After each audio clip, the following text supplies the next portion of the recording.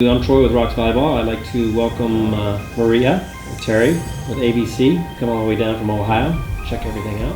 When you think of, what would you do if you didn't have volleyball? I would be very, very bored. I would. Plus you need to think of even the headaches and the trouble of things and the chaos and the... It makes your life very interesting. We have a lot of fun. Yeah, Yes. oh, definitely. You can't do it if you're not think of having something fun. funny or something you Yeah. laugh about. Oh, we can, you haven't met Marge, Miss Sunshine. Her and I can be on the phone till 2 o'clock in the morning talking about volleyball and the stories of the day. Laughing. It just, and it's good laughter. I mean, it can be anything. We're just 2 o'clock in the morning. I'm like, really, Marge, I gotta go to bed. I have a job. To think like when you guys got started in volleyball, what you had said your daughters really. I had never played volleyball in my whole entire life. When I went to I went to Regina High School, so did Terry. We went to the same high school. We used to do a volleyball-a-thon. So it was the way for the sports teams to make money for the boost, for sports teams. So regardless of what sport you played, you had to go into this gym and play volleyball for 24 hours. Okay. I would come back with like broken blood vessels. This is the dumbest sport in the world. And everybody would say to me, you need to play volleyball. I'm like, why do I play volleyball? It took me years to figure out why they wanted me to play volleyball. It was because of my height. Mm-hmm. I played basketball. My kids started playing basketball, and then Marge started talking to us about volleyball. My daughters started playing. And my one daughter, because I was her basketball coach, said, Mom, basketball is for men. I'm playing volleyball. And the rest is history. And now I cannot get out of it. My husband is a coach. I'm an assistant director of a club. My daughter was student manager at the University of Cincinnati for a year. I just can't get away from it. No, I mean, it pulls you in. It pulls you in. Yes. Because it is a great sport. Mm-hmm. I mean, when you really get down and you get to watch the game and you learn the game, it's a great sport. And there's so many great people within the sport. Yes. Because you put when you walk into a group of volleyball players, you're in volleyball for one because maybe even being 6 foot, I'm like, hey, how you doing? You got some height in there. But it's such a great group. They all have great personalities. We all kind of see the same vision and then how bringing the kids up. Again, like I said, with it being a dominant female sport, as we were talking about last night, is the only sport in this country that the women are leading the way. Yes. There's not another sport. No, because in the other sports, they really have to just follow. Right. They follow At some the sports, way. they can't really even Right. participate in that sport. Mm-hmm. So, it was very fun. And then you guys merged. When you Well, merged, we even merged? Tell the jump surf story. Well, me, Marge, and another woman, also named Terry, we started jump surf. Okay. We had started with 4 teams our first year. And our girls are older than Maria's girls. We played at a club one year, and the club disbanded, and we're like, we really like this thing called volleyball. So we decided, and that's really what we were, this thing called volleyball. And so we started our own club. And we grew every year. And my daughter started when she was 12, and she played for 6 years, so she, through 18. And then we kept going. We all liked it. And Maria had joined in at that time, because Terry's daughter graduated and left, and we were looking for another player. Marge and I decided to stay. She said, I have a friend, Maria, bring her in. We liked her. And You like Maria? we liked Maria. Imagine that. I know. I am a pretty likable person. We did. We liked her. She could do the things we weren't good at. We found that the 3 of us, We complimented one another, the 3 of us. our, It really worked. our strength, my strength is not computers, whereas hers is. Mine is details and She likes paper. weird stuff. Paper? Yeah. She loves paper. Oh, and sewing. of Yeah, course, right. but I didn't do that for volleyball, registration, paperwork, finding out things. I would go to Terry's house, and anything I had told her she needed to do or we had to get done, she would have little Post-it notes on her door trims. So she would remember to do things. I'm like, put it in your phone. Like, she loves paper. But we complimented each We other did. and worked well together, and when someone was upset or mad, the other ones were able to get through it. You know, so it became like, true friendships grew out of it.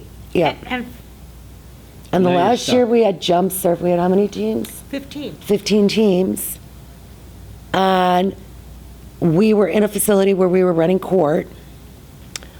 And AVC contacted us. I mean, they were a big club, we knew them. You know, they had their niche with like the National League players. We were good with their American and regional. They approached us and we merged the club. We came over. I remember that first meeting at wherever we were, and we were talking about uniforms. And they said, we'd really like to get Rox uniforms. I said, I know them. I was in. They liked me. Yeah. You was locked from that point on? Yeah, we were locked in at that point. Yeah. Well, good. Yeah. And I know we're happy to have you guys part of the Rox Yeah. family. And And we're you happy to and be I part of. We have our own little on the phone story. and meet I got it. and Go over the program and then next look. I know. That must have been what, like 8 years ago? Yeah. I think it was right after I started with Wilcom. Christina was probably playing 14s, and you called me because you couldn't install your software. I know that damn software was just I know. driving me nuts. So I'd help you through it, and we started talking about volleyball, and here we are. Right? Pretty cool. It is cool. Yeah. You know, because, you know, and then now you guys have become an extremely large club. Yes, we have 55 teams, ages 10 through 18. Yeah. It's about 500 and, I hate that exact number, I can't remember, about 550 girls. Yeah. Yeah, 100 coaches. Yep. 100 That's a job in coaches, and itself. And then you, like you were telling me, you all have full-time we jobs. all work We all- full-time, we're all- every single one of us. We're full-time.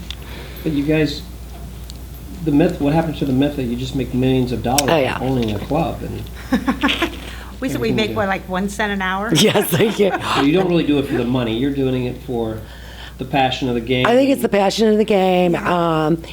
You know, it's a hobby. Yeah, I like watching the sport. You know, I'm known, my 2 kids are off at college, my husband coaches.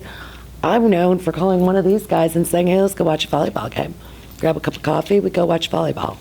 Watch it on TV. I mean, it's a hobby that I enjoy, gives me something to do, because I don't know what else I'd be doing if I didn't do this. I'd probably walk around saying, are you dumb? You got to get it in there. I did. No, I think it's really cool, and we ourselves enjoy the sport. I mean, again, us being a total core volleyball company, we try to do everything we can within the sport.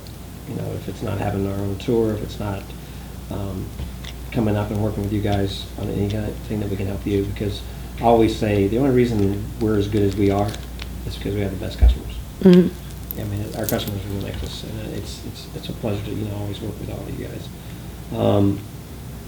Let's think of some of the other things. What's some of them? Maybe it's the methodology, is it, of AVC, or your training philosophy? What is it? Are you just focused on just wins, or what is it that you guys feel that you do as a club?